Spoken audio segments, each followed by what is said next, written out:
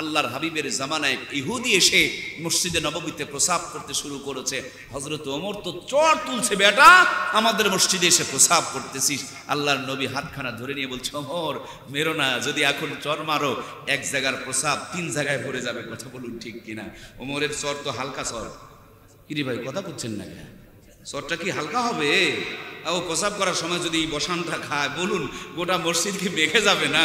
প্রসাব যখন করা শেষ হয়েছে, এই বেচারিকে টেনে নিয়ে মাথায় হাত দিয়ে বলে, বেটা তোমরা যেমন মন্দিরের মধ্যে গিয়া তোমাদের ইবাদত করো, গির্জায় গিয়া ইবাদত করো, এই মসজিদ হলো আমাদের ইবাদতের জায়গা, কেন তুমি এখানে প্রসাব করছো? আর দেখছো না ওমর রে, যদি আজকে আমি না থাকতাম তোমার জন্মের প্রসাব করা শিখায় দিত। খবরদার বাবা, এরকম দামি জায়গায়, ইবাদতের জায়গায় আর কোনোদিন প্রসাব করিও না। ইহুদি নবীজির মুখের দিকে ফেল ফেল করে তাকিয়ে রইলেন, চোখের পানিগুলো যেন মনের অজান্তেই গড়তে শুরু করে দিল।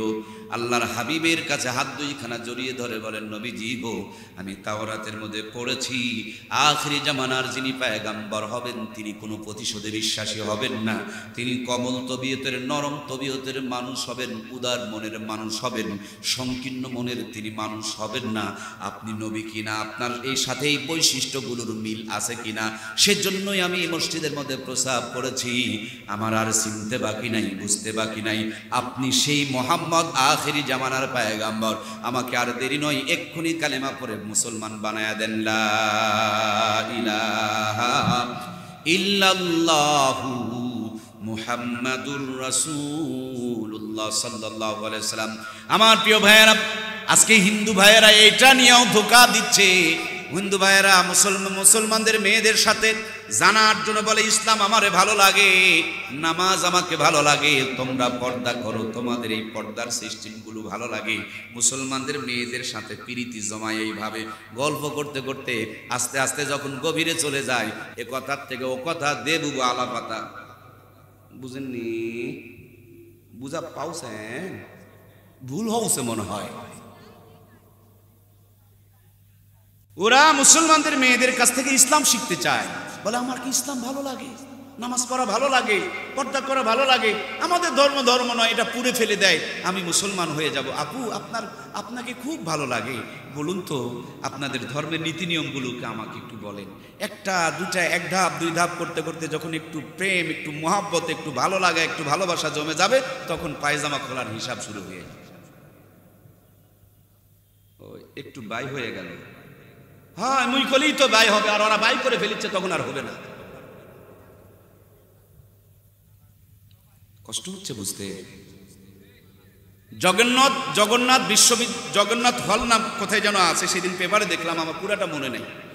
বেশিরভাগ হিন্দুরাই সেখানে থাকে, প্রত্যেকটা হিন্দুরা 5-7টা করে মুসলমানের মেয়ের সাথে প্রেম করে। আমরা হজ করলে যেমন সওয়াব হয়, গুনাহ মাফ হয়, ওদের ধর্মগুরুরা বলছে মুসলমানদের মেয়ের সাথে মেলামেশা করলে তার চাইতে বেশি পুণ্য হয়। একটা মন্দির বানায়া দিলে যেই পরিমাণ পুণ্য হয়, ওদের ঠাকুররা তাদেরকে টার্গেট দিয়ে দিয়েছে, মুসলমানদের মেয়েদের সাথে নষ্টামি করলে, তাদের দেহের ভিতরে হিন্দুদের বীর্য ঢুকায় দিলে তার চাইতে বেশি পুণ্য হয়। এই জন্য তারা মিশন নিয়ে নেমে পড়েছে। তাদেরকে প্ল্যান দেওয়া হচ্ছে, পরিকল্পনা দেওয়া হচ্ছে, টাকা দেওয়া হচ্ছে, ফোন কিনে দেওয়া হচ্ছে, টার্গেট একটা, মুসলমানদের মেয়েদেরকে তোমরা ডাইভার্ট করো, ইসলাম থেকে দূরে সরাও, প্রথমে তাদের ভিতরে ঢোকো, ধর্ম জানো, কালেমা জানতে চেষ্টা করো, নামাজ জানতে চেষ্টা করো। এই করতে করতে যখন প্রীতি জমে যাবে, তখন আসল কাজ শুরু হয়ে যাবে। আসল কাজ করতে করতে ভিডিও করে ফেলে দিবে, তখন এই ভিডিওর ভয়ে যেমনি বলবে তেমনি যাবে। এই করতে করতে গ্রুপবদ্ধ, দলবদ্ধ করবে, তখন তো আর বিয়ের প্রশ্নই উঠবে না। এর ফাঁক দিয়ে তখন পতিতালয় বিক্রি করে দিচ্ছে। এগুলোর প্রতিবাদও হয় না, এগুলোর মুসলমানের মেয়েরা ভাইয়েরা জানে না। আমরা তো মনে করছি মাশাআল্লাহ আমার মেয়েকে লেখাপড়া করতে দিয়েছি, জি আমার মেয়েকে লেখাপড়া করতে দিয়েছি। গত কিছুদিন আগে ঢাকা জাহাঙ্গীরনগর বিশ্ববিদ্যালয়ের মহিলা হোস্টেলে আগুন লাগছে। কোন হোস্টেল? ছেলে হোস্টেল। মহিলা হোস্টেলে আগুন লেগেছে। সাংবাদিকেরা আগুন কোথা থেকে লাগলো তার তথ্য অনুসন্ধান করতে গিয়া দেখে, আমার বোনেরা সিগারেট খেয়ে খেয়ে সিগারেটের পেছনগুলো যেই জায়গায় রাখে, এটা হলো ডাস্টবিন।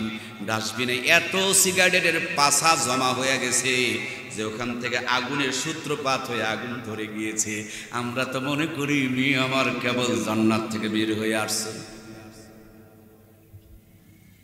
এই নষ্ট মেয়েগুলোকে টিভির পর্দায় বসা দিয়ে দেখেন মৌলবীদের বিরুদ্ধে বলার জন্য, মামুনুল হকের বিরুদ্ধে বলার জন্য।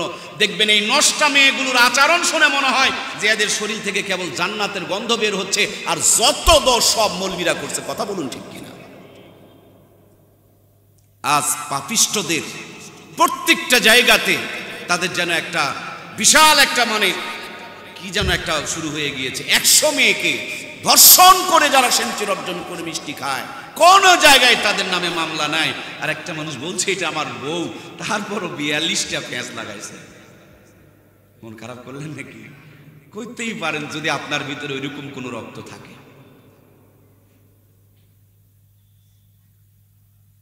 জোরে গেলে কয় দাওয়াত পাইছে, ধীরে হাঁটলে কয় বেশি খাইছে, আবার গানও কয় মনে বড় জ্বালারে পাঞ্জাবি ওয়ালা। কিরে মোসারও দেখে তোমার জ্বলে না রে ভাই? যত জ্বলন সব মৌলবী দেখে তোমার জ্বলে। আসলে তুমি তোমার আম্মার কাছে জিজ্ঞেস করে নিও তো, তোমার বিয়ের পরে জন্ম না বিয়ের আগে জন্ম? যেটা বিয়ের পরে হালাল তরিকায় জন্ম হবে, এর তো দাড়ি টুপিওয়ালা পাঞ্জাবিওয়ালা দেখলে জ্বলন ওঠার কথা। এরে ওয়াজ বোঝেনি রে? হে বুঝেননি? আচ্ছা, বিয়ের আগে যদি কারো জন্ম হয় অবৈধ পন্থায়, এর হুজুর দেখলে জ্বলবে, কারণ বিয়ে ছাড়া তো জন্ম। কথা বোঝেনি রে? আর বিয়ের পরে যদি হালাল তরিকায় জন্ম হয়, মৌলবী দেখলে জ্বলার কথা, ওরই তো দাড়ি টুপিওয়ালা হওয়ার কথা। বুঝতে পারছেন? খুব সহজ কথা। খালি বেটাকে মাদ্রাসায় ভর্তি করলে হাফেজ হতে পারবে না। ওই কাউসার হুজুরে মাদ্রাসা দিয়ে আসলে মৌলবী বানিয়ে দিবা পারবে না।